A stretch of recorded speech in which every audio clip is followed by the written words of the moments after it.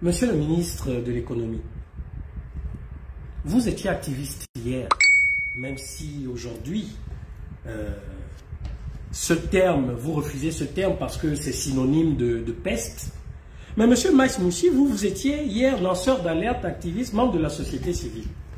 Vous faisiez ici en France des plateaux. Vous demandiez à ce que les différents gouvernements gabonais sous Ali Bongo montrent patte blanche, que ces gouvernements montrent rendre accès à l'information tout ce qui n'est pas un secret d'État mais qui concerne l'économie gabonaise, surtout en termes de bonne gestion. Nous avons vu à un début, à vos premiers mois, que vous semblez vouloir le faire. En montrant que oui, voilà, chaque mois, la douane a fait entrer tant de milliards, etc. Et vous les compariez même à ce que la douane faisait rentrer sous Ali Bongo. Et puis subitement, il n'y a plus rien. Premièrement. Aujourd'hui, vous passez des contrats au nom de l'État gabonais.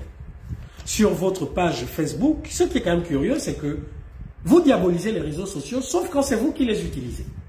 Sur votre page Facebook, M. Maïs Moussi, en plus de la page Facebook du gouvernement, vous nous avez montré de belles photos et vidéos de vous ayant signé des contrats avec les chefs d'entreprises françaises et autres. Et à la suite de nos remarques, vous avez pondu un documentaire rapide en disant où sont les fameux contrats signés par le Gabon. Vous avez pondu un communiqué laconique en disant oui, dans un mois, vous allez rendre public ces contrats. Déjà, je ne comprends pas pourquoi rendre public dans un mois ces contrats. Je ne comprends pas. Parce que je ne pense pas que ce soit des secrets défense ou des contrats, s'ils sont rendus publics, ils vont mettre à mal l'économie du pays. Non, je ne vois pas. Je ne comprends pas. Je ne comprends pas pourquoi, jusqu'aujourd'hui, vous n'arrivez pas à nous montrer de façon concrète combien de Gabonais ont retrouvé du travail. Combien d'emplois avez-vous créé depuis que vous êtes là aux affaires? Voilà ce que les Gabonais attendent. Parce que, vous savez, de façon concrète, moi je ne suis pas dans le... J'entends beaucoup de Gabonais qui sont là, et même qui assistent à vos meetings de campagne. Oui, le pays a changé, le pays a changé. Mais ces mêmes Gabonais sont au chômage. Ces mêmes Gabonais sont dans la chaleur. Ces mêmes Gabonais sont sans eau, sans électricité. Qu'est-ce qui a changé pour eux? Ces mêmes Gabonais vivent toujours dans la pauvreté. Qu'est-ce qui a changé pour eux? Ces mêmes Gabonais remplissent toujours le palais de justice ou les réseaux sociaux en se plaignant de l'injustice. Qu'est-ce qui a changé pour eux? Ces mêmes Gabonais vont à l'hôpital général et meurent parce qu'il n'y a pas de médicaments, ou alors se voient avoir des enfants confisqués parce qu'ils n'ont pas pu payer des factures qui, soi-disant, étaient prises par la caisse d'assurance et de maladie, la CNAMGS. Dites-moi, qu'est-ce qui a changé? Voilà ce que les Gabonais attendent. Les Gabonais n'attendent pas que vous fassiez des discours ou que vous accordiez de l'importance aux gens qui vous insultent ou qui sont contre vous. Quelqu'un va vous insulter. Est-ce que ça va changer le fait que quand vous allez vous réveiller, vous êtes toujours oligarque, général, chef de ceci et de cela? Donc dites-nous pourquoi jusqu'aujourd'hui nous voyons les mêmes vidéos que nous voyons il y a quelque temps quand Ali Bongo était aux affaires. Ah oui, c'est vrai. Vos détracteurs nous diront « Ah, mais c'est trop tôt, ça ne fait qu'un an et puis il n'est pas venu pour ça. » Ah bon? Ça ne fait qu'un an? Mais c'est bien vous dans votre communication à travers certains activistes qui dites « Voilà, Oligui fait en un an ce qu'Ali Bongo n'a pas pu faire en 14 ans. » C'est vous-même qui le dites dans votre communication. Donc moi, ce que j'arrive à comprendre par la communication de vos activistes, c'est que 14 ans d'Ali, vous les avez rattrapés en un an. Voilà ce que vos activistes nous disent tous les jours. Voilà ce que vos activistes nous disent tous les jours. Donc je ne comprends pas aussi pourquoi vous avez besoin d'un mandat de 5 ans, de 7 ans. Parce que ce même Ali Bongo, en modifiant sa constitution, avait ramené le mandat présidentiel à 5 ans. Puisque vous nous avez montré, vous montrez aux Gabonais, qu'en un an, vous pouvez faire ce que l'autre n'a pas pu faire en 14 ans. Donc ça sous-entend que 5 ans, c'est largement suffisant pour les prochains présidents de la République pour reconstruire le Gabon. Quand est-ce que vous direz aux Gabonais que la restauration des institutions, notamment de l'institution présidentielle, c'est venir au pouvoir, mettre sa pierre à l'édifice et partir pour que d'autres le fassent, pour que d'autres terminent la construction? Pourquoi vous ne sortez pas, vous n'instruisez pas les Gabonais en disant qu'il ne doit pas avoir d'homme providentiel? qu'il ne doit pas avoir de Moïse, ou qu'il ne doit pas avoir de Josué. Si le Josué que vous êtes aujourd'hui ne se réveille pas demain parce qu'il a une crise cardiaque, ça veut dire que le Gabon est mort, le Gabon c'est fini, ça va être la fin, ça va être la fin du monde. Voilà ce que vous êtes en train de faire. Vous êtes en train de faire exactement ce qu'Ali Bongo faisait. Vous êtes en train de mettre dans la tête des Gabonais, notamment des Gabonais qui ne sont pas forcément instruits, il faut le dire et ce n'est pas une insulte. Vous êtes en train de leur faire comprendre que c'est vous, le sauveur du Gabon, que sans vous, le Gabon ne décollera pas. Mais moi je vous pose la question, monsieur Oligui, vous êtes Moïse, vous avez sauvé le Gabon de qui? De qui avez-vous sauvé le Gabon? Qui était sous les ordres d'Ali Bongo, de Sylvia Bongo et autres? Qui était sous leurs ordres? Les activistes de la France que vous insultez aujourd'hui, que vous diabolisez? Ce sont les activistes du Gabon qui ont confisqué le pouvoir pendant ces 14 dernières années et les 42 années précédentes. Ce sont les activistes du Gabon qui mataient le peuple gabonais à Rio et partout ailleurs. Ce sont les activistes du Gabon qui ont mis en prison en leur temps Grégory Ngouambina, les Marcona et j'en passe. Ce sont ces activistes. Ce sont les activistes du Gabon qui vous empêchent aujourd'hui de gouverner. De là où je suis là, quel que soit ce que je puis dire là, présentement, en quoi je vous empêche de gouverner et de gouverner bien. Vous avez choisi tout simplement de ramener aux affaires tous ceux qui étaient aux côtés d'Omar Bongo. Tous ceux qui, à un moment donné de leur parcours politique, se sont vus écartés par Ali Bongo. Et la vague suivante, écartés par Sylvia, par Noureddine et toute sa bande. Parce que dans ce cas, je ne comprends pas dans votre sagesse pourquoi des gens comme M. Luc Bengonsi est là mis au placard. Vous arrivez à nous ressusciter des personnes que nous n'avions... Mais enfin, regardons un peu, là, les dignitaires de l'estuaire que vous avez vous-même reçus. Les dignitaires avec lesquels vous vous baladez en Guinée équatoriale, au Congo, partout. Mais curieusement, on ne voit pas, par exemple, un Bengonsi à qui vous nous donnez un pouvoir et un fort pouvoir. On ne voit pas ce genre de personnes. Donc en fait, la sagesse, les sages dont vous parlez, curieusement, ce ne sont uniquement que tous les sages du PDG. La sagesse et le pardon dont vous parlez, vous avez dit, avant le 30 août, il y a eu une amnistie. Vous avez pardonné ou je ne sais pas, à tout le monde. Bien malin le Gabonais qui peut me montrer une loi d'amnistie sortie par le général Oligui. Que Laurence, en ton temps, lorsqu'il s'agissait de parler des origines d'Ali Bongo, Laurence, tu as eu un certain langage. Tu as suggéré à l'époque qu'Ali Bongo pose certaines actions pour faire taire cette polémique. Aujourd'hui, toi, dans les mêmes conditions, tu te refuses de faire taire cette polémique.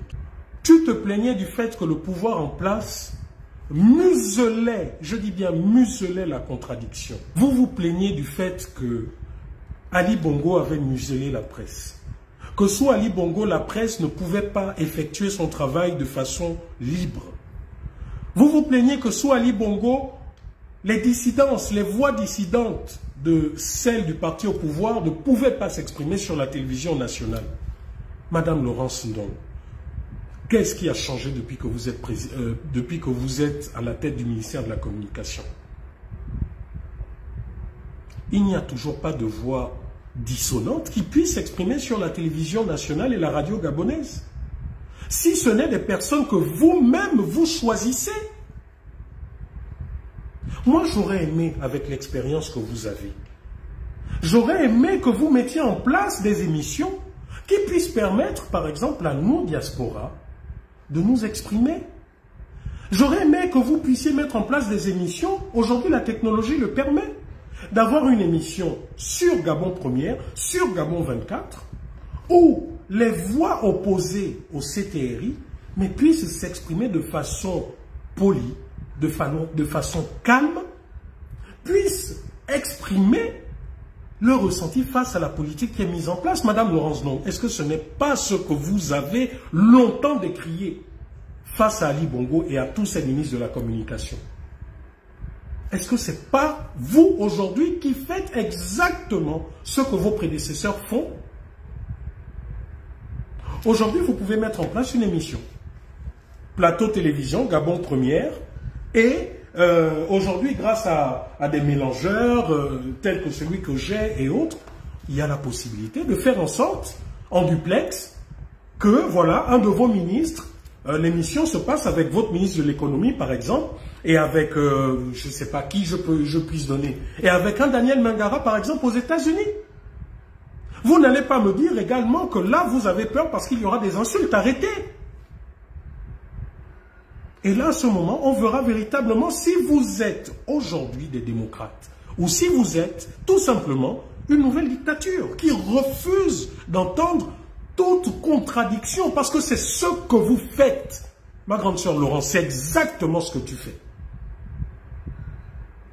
Je te mets au défi de mettre en place des émissions démocratiques où nous pourrons nous exprimer.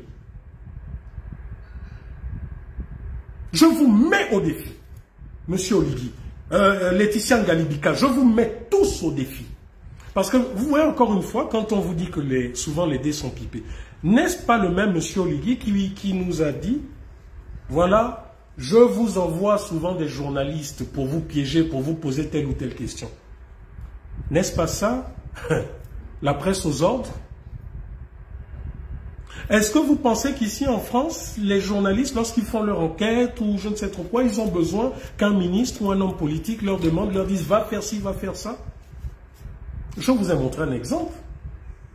Pour ceux-là qui, mes anciens frères d'armes du Copil citoyen, qui aujourd'hui me disent je parle parce que maintenant je suis en France et autres. Je n'ai pas commencé à parler au Gabon. Ce n'est pas là il y a 2 mois où je me suis offusqué du fait que la presse n'est toujours pas libre, que lorsqu'il y a eu le problème de Gabon 24, ni Gabon 24, ni Gabon Première n'a pu parler de ce qui se passait sur les plateformes de Perenco. Je n'étais pas au Gabon, c'était pas le même CTRI qui était là-bas, dites-moi un peu. C'est pas moi qui ai fait le live pour m'insurger, parler de l'incompétence du directeur de Gabon Première et de Gabon 24 par rapport à ça. C'est pas moi qui suis allé à Gabon Première demander aux journalistes pourquoi ils n'en parlent pas. Vous aujourd'hui qui parlez, qui dites que c'est parce que je suis en France.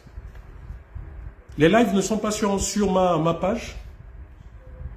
Mais comment peut-on être de mauvaise foi de cette manière? Comment, parce qu'aujourd'hui vous êtes au pouvoir, vous reniez ce qui a fait votre cheval de bataille? Vous venez nous parler de justice, une justice forte. Mais c'est quoi une justice forte? C'est tout simplement l'application des textes. Parce que comme je le dis, malheureusement, même sous Ali Bongo, la loi était bonne.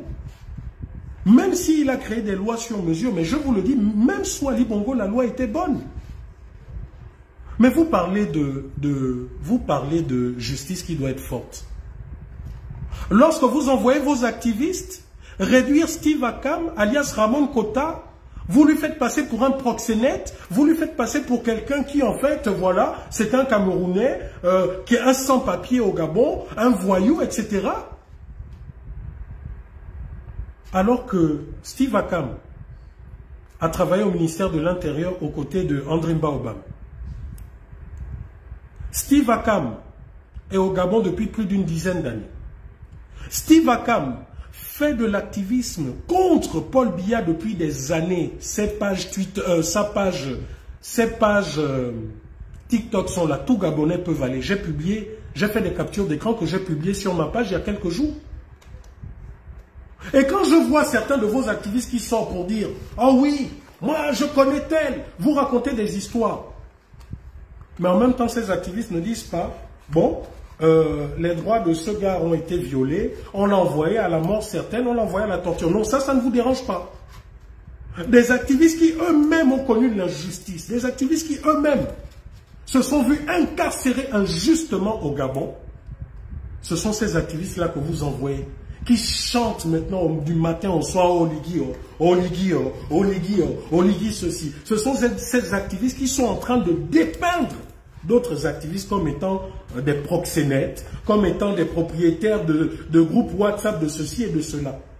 Comme étant des activistes qui disent, oui, mais en fait, Steve Akam n'était pas un activiste parce qu'il ne faisait même pas 50 vues. Donc maintenant, la communication que vous êtes en train de donner, c'est que désormais, on devient en fait activiste pour faire les vues. L'armée de faux profils qui a été créée pour venir attaquer tous les lanceurs d'alerte qui demeurent sur la toile et qui sont contre votre politique. Donc en fait, c'est ça la contrepartie, c'est ça la contre-attaque que vous mettez.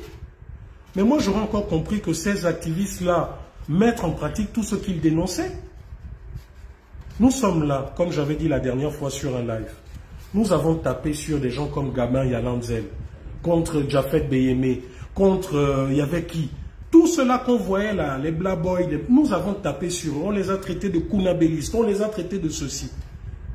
Vous voyez encore ces gars-là sur les réseaux sociaux faire leur kuna. Pourtant, ils sont avec le CTRI. Hein. Les Jafet Beyemé, les Gamin Yalanzel, ils sont pourtant avec le CTRI. Vous les voyez encore faire le kunabélisme comme on leur reprochait avant.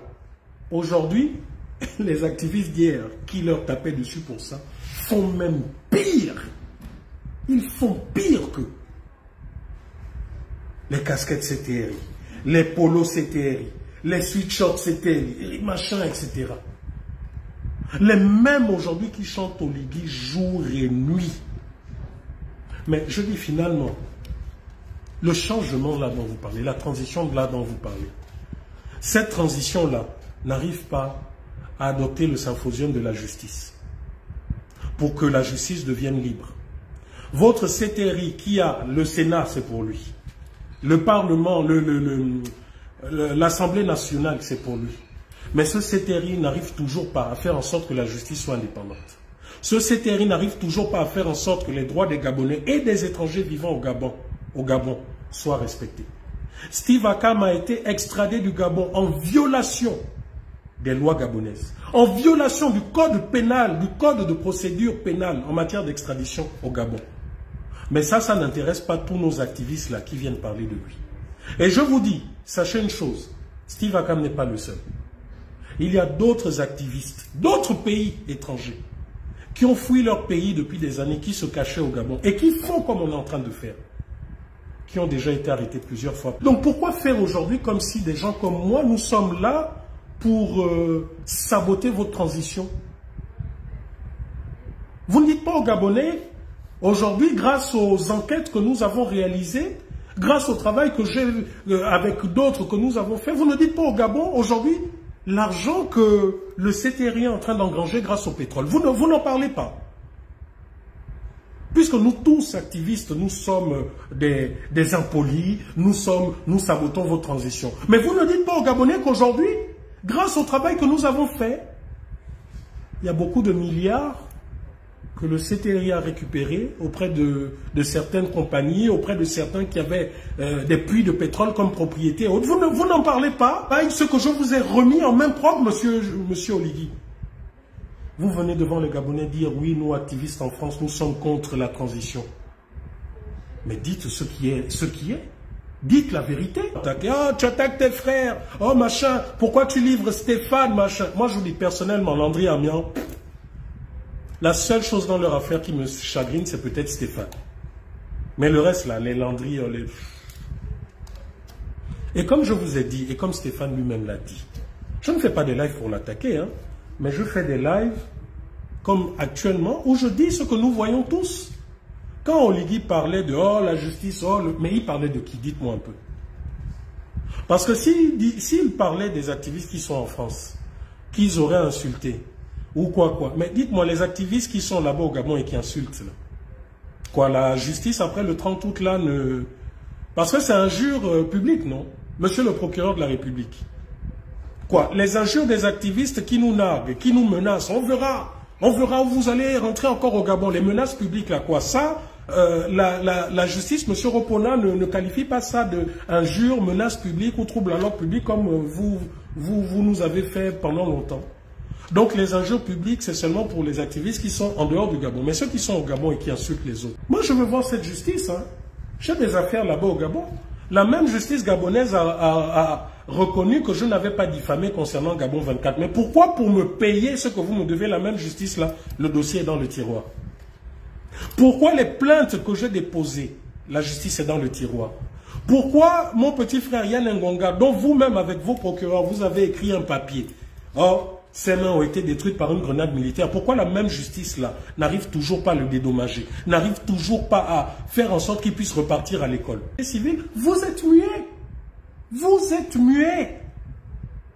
Parce qu'aujourd'hui, moi, Rekula, ce que j'estime, si vous étiez véritablement des gens qui étaient vrais dans vos propos, vrais dans votre combat de membres de la société civile, mais vous direz par exemple au général Oligui, puisque beaucoup d'entre vous, vous avez son accès, vous direz au général Oligui, bon, pour ça, ne faites pas comme ça, parce que ça, faites plutôt comme ça, là, c'est pas bon, etc., etc. Vous éduquerez même vos policiers, vous éduquerez les forces de défense et de sécurité. Mais aujourd'hui, ils sont tous suivis, ils sont tous silencieux. Donc, quand cette même population revient vers vous et vous traite de kunabéliste, vous dit, quand cette même population dit que vous avez la bouche pleine, c'est encore vous qui les insultez, qui les traitez de moutons. C'est encore vous qui dites, oui, voilà, nous sommes en état d'exception, etc. Mais au final, qui est vrai, qui est faux? Les activistes gabonais qui sont en France, au Canada, aux États-Unis, vous ont dit que lorsqu'ils ont des problèmes, ils meurent parce qu'on ne les soigne pas. Les activistes vous ont dit que lorsque, je ne sais pas, qu'ils crèvent de faim, est-ce qu'ils vous l'ont dit? Au contraire, nos familles, à nous tous, nous demandent même d'arrêter cet activisme parce qu'ils estiment que c'est une perte de temps. Ils estiment que c'est des coups d'épée qu'on tape dans l'eau. Parce que ce sont les mêmes foules là qu'on a vues. Les mêmes foules qu'on a vues le 29 août crier Ali Bongo. Ah, un jour après, c'est encore les mêmes. Oligui président, Oligui président. Les mêmes foules. Les mêmes vous-vous-zéleurs qui faisaient les affiches, les pancartes à l'aéroport Léon-Bas. Oligui, tu es notre sauveur. Oligui, tu es notre Josué. Ce sont les mêmes qui disaient exactement la même chose à Ali Bongo. Oh, Ali Bongo, si tu n'es pas mort de l'AVC ou quoi, c'est Dieu qui l'a voulu, machin. Les mêmes. Et vous, général Oligui, vous êtes en train de tomber dans le panneau à pieds joints. Mais priez pour qu'il n'y ait pas également un nouveau Josué qui vous fasse ce que vous avez fait à Ali Bongo.